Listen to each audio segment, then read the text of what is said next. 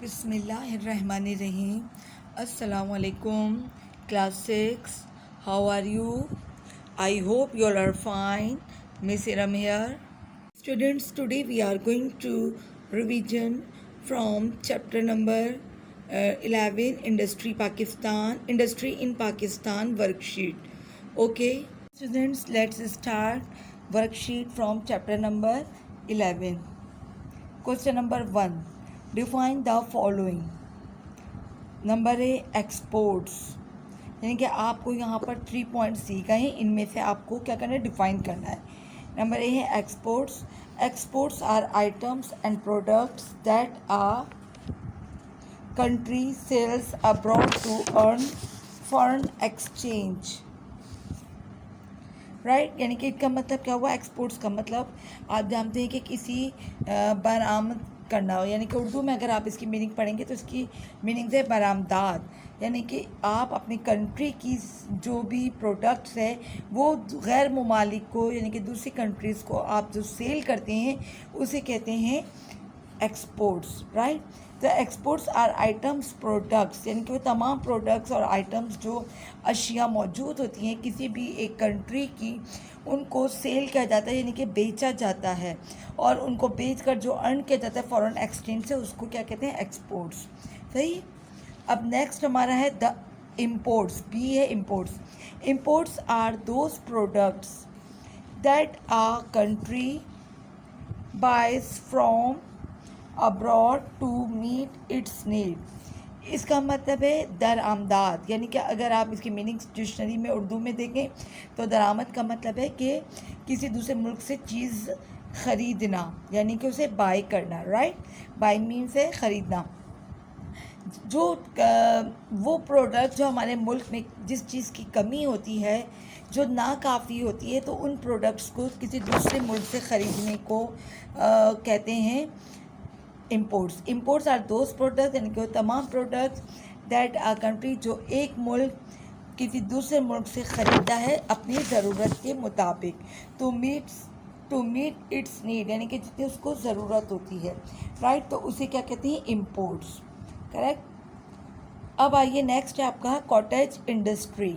Cottage industry is small scale industry, यानी कि जो छोटे पैमाने पर जो इंडस्ट्री खोली जाती है या स्टार्ट की जाती है उसे क्या कहते हैं, कॉटेज इंडस्ट्री। और ये industry with a low budget and often manage at home by family members, यानी कि वो इंडस्ट्री जो आप घर से भी स्टार्ट कर सकते हैं, और इसे क्या करते हैं, लो बजट में, यानी कि बहुत एक कम पैमाने पर, कम रकम में, अपने कम बजट के अंदर आप उसको स्टार्ट करते हैं।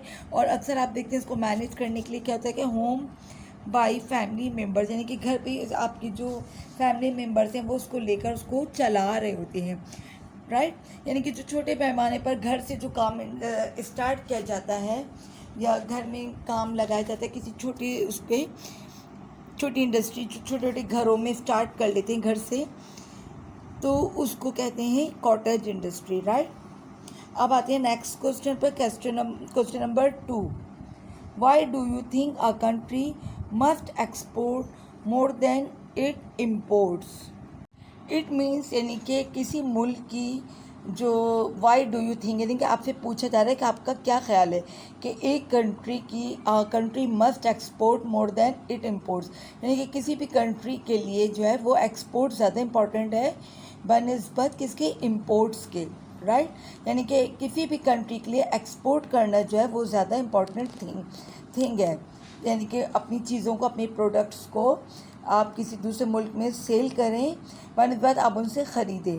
अंडरस्टैंड, यानी कि आपके इस क्वेश्चन का जो मतलब है वो ये है, आपसे इसका आंसर पूछा जा रहा है, तो note down answer. A country must export more than it imports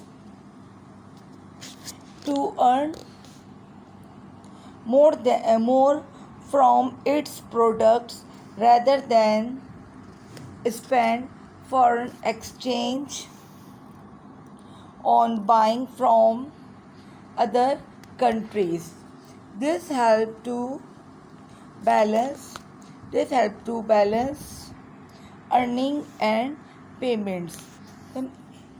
understand, यानी कि इसका मतलब है कि किसी भी कंट्री के लिए जो है वो एक्सपोर्ट जो है वो इंपोर्ट से ज़्यादा इम्पोर्टेंट है, क्योंकि more from its products rather than spend from foreign exchange. यानी कि जो आप इंपोर्ट करने में प्रोडक्ट्स जो है वो आप किसी भी मुल्क को अपनी मसनूआत से ज़्यादा जो है वो कमाने के लिए इंपोर्ट से ज़्यादा क्या होती है, एक्सपोर्ट में उनको ज़्यादा बेनिफिट होता है। राइट स्टूडेंट्स, क्योंकि इससे दूसरे ममालिक से इंपोर्ट करके इस पर जो आप अपना अर्न करते हैं उससे ज़्यादा आप उनको सेल करने से आपको ज़्यादा उसमें प्रॉफिट है। और इससे क्या होता है, it's to balance this help to it balance this help to balance earning and payment. और इससे आपकी जो आमदनी यानी कि अर्निंग और जो पेमेंट्स होती है, जो उसमें अदायगी होती है, उसमें क्या होता है, एक तवाज़ुन बरकरार रहता है, यानी कि एक बैलेंस रहता है। राइट, अब आते हैं क्वेश्चन नंबर 3 पे। क्वेश्चन नंबर 3 है choose the correct answer. Students, इसमें आपको ये दिए गए हैं सेंटेंस, इसमें से और उसके साथ आपको ऑप्शंस दिए गए, इसमें से जो है वो आप सिलेक्ट करेंगे, चूज़ करेंगे। Right, choose the correct answer. Number 1 A. Number 1, more than dash of Pakistan exports are agricultural products. अब यहाँ आपको ऑप्शंस दिए गए हैं ए बी सी, यानी कि 50%, 75% एंड 90%। तो आप बताइए इसका करेक्ट आंसर है 90%, क्योंकि 90% जो है वो पाकिस्तान जब एक्सपोर्ट क्या करता है, अपनी एग्रीकल्चरल प्रोडक्ट्स। राइट, नेक्स्ट है आपका dash are are non agricultural but high earning export products from Pakistan. जी, इसमें ऑप्शंस दिए गए हैं। Number A plastic goods, B pharmaceuticals और नंबर सी है सिंथेटिक फैब्रिक्स। ठीक है, सिंथेटिक फैब्रिक्स मकसद मसनूआत, जो मसनूई प्रोडक्ट्स होती है, मसनूई फैब्रिक्स यानी कि राइट, यानी कि फैब्रिक्स जो आपकी कॉटन रिलेटेड इस टाइप की जो चीज़ें होती हैं, कॉटन वगैरह, वो टेक्सटाइल से रिलेटेड। जी, तो आपका आंसर क्या आएगा, synthetic fabrics are are non agricultural but high earning export products from Pakistan. यानी कि पाकिस्तान से ये जो नॉन एग्रीकल्चरल प्रोडक्ट जो सबसे ज़्यादा सेल होती है हाई अर्निंग पर, वो होती है सिंथेटिक फैब्रिक। राइट, अच्छा, अब आते हैं next number 3। The raw material for caustic soda and soda ash is dash. यानी कि वो रॉ मटेरियल कौन सा है जो soda ash for caustic soda and soda ash is salt. सही, राइट आंसर आपका है सॉल्ट। अच्छा, अब नेक्स्ट है 4 limestone is the main raw material for dash. A cement, B fertiliser और नंबर 3 एक्सप्लोसिव। तो उसमें करेक्ट आंसर आपका है सीमेंट, यानी कि सीमेंट जो है वो मेन रॉ मटेरियल है किसका, लाइमस्टोन का। राइट, अच्छा, अब आइए next page number 5। Dash is the base for many industries like paints, oil refining, dyes etcetera. यानी कि किस पर डिपेंड करता है, क्ले पे, टिन पे या सल्फ़र पे। तो आपका करेक्ट आंसर क्या है, सल्फ़र। यानी कि sulphur is the base of for many industries. यानी कि सल्फ़र जो है वो एक ऐसा केमिकल है जो बहुत सारी इंडस्ट्रीज़ में पर डिपेंड करता है, क्योंकि इससे क्या बनता है, लाइक जैसे पेंट्स, ऑयल रिफाइनिंग, डाइज, इन सब चीज़ों में इसका इस्तेमाल ज़्यादा है। राइट स्टूडेंट्स, आपका क्वेश्चन नंबर 3 भी डन हुआ। अब आते हैं नेक्स्ट क्वेश्चन नंबर 4 पे। Students, question number 4 here is jumbled list of A. Agricultural products, B. Processed agricultural products और C आपका है इंडस्ट्रियल प्रोडक्ट्स। ठीक, ये 3 आपको लिस्ट बनानी है और इसके साथ आपको क्या करना है, separate and list them under the relevant heading. और ये जो आपको प्रोडक्ट्स की यानी कि जो आपको नेम्स दिए गए हैं, तो इनको आपने ये 3 प्रोडक्ट्स की जो है वो आपने क्या करने, कॉलम बनाने। कॉलम बना के इनको सेपरेटली आपको चूज़ करना है कि कौन सा प्रोडक्ट जो है वो किस कॉलम में जाएगा, राइट जी। अब आपके पास कॉलम्स ये दिए गए हैं, raw cotton, cotton yarn, leather, sports goods, cardboard, fish, paint, synthetic fibre, carpets, fertiliser, wheat, sugar, chemicals, electronic items, rice, hides, wool, flour, paints.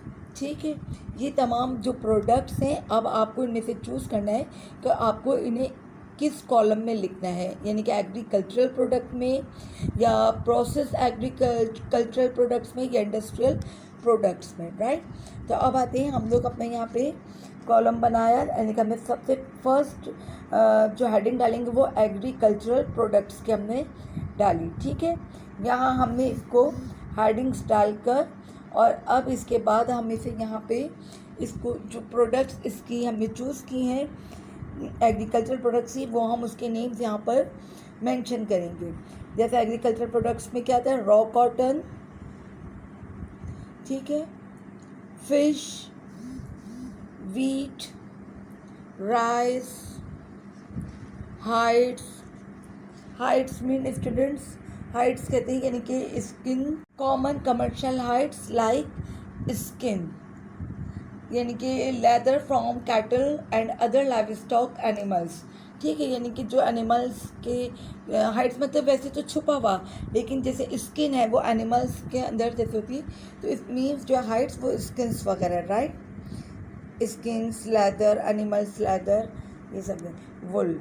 ठीक है, ये जो है वुल, ये आपकी हो गई कंप्लीट एग्रीकल्चरल प्रोडक्ट्स। ठीक है, कौन कौन सी, raw cotton, fish, wheat, rice, hides, wool. ठीक है स्टूडेंट्स, अब नेक्स्ट आप हेडिंग डालेंगे प्रोसेस एग्रीकल्चरल प्रोडक्ट्स। ठीक है, यहाँ पर आपने ये हेडिंग डाली प्रोसेस एग्रीकल्चरल प्रोडक्ट्स।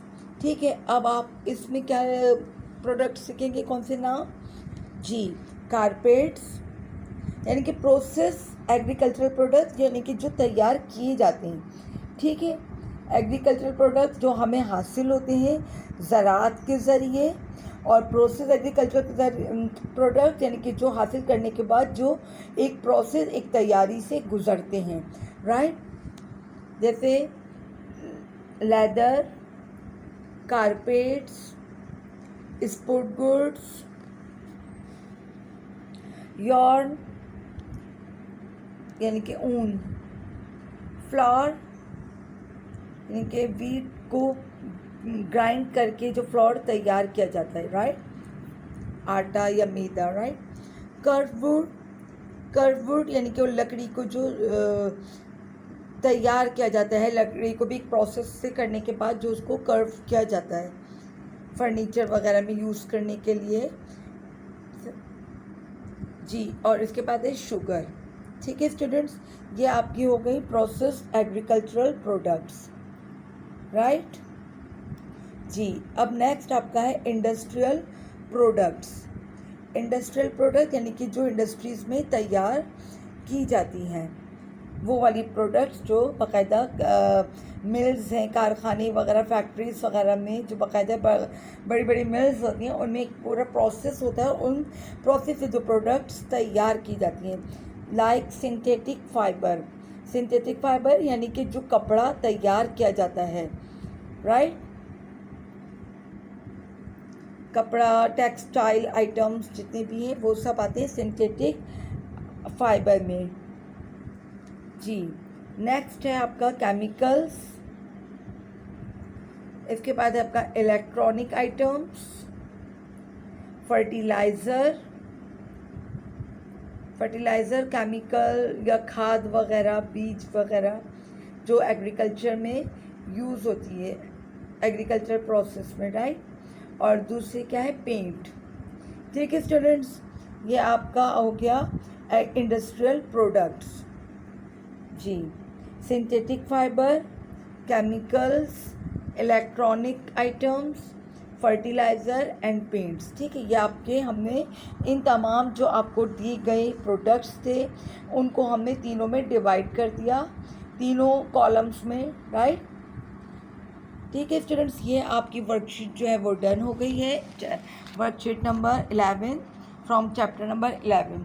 ठीक है, इसे आप अपनी कॉपी में करेंगे, do in your social studies copies and learn all question answer from this chapter, right. Okay, take care, अपना ख्याल रखिएगा, अल्लाह हाफिज़।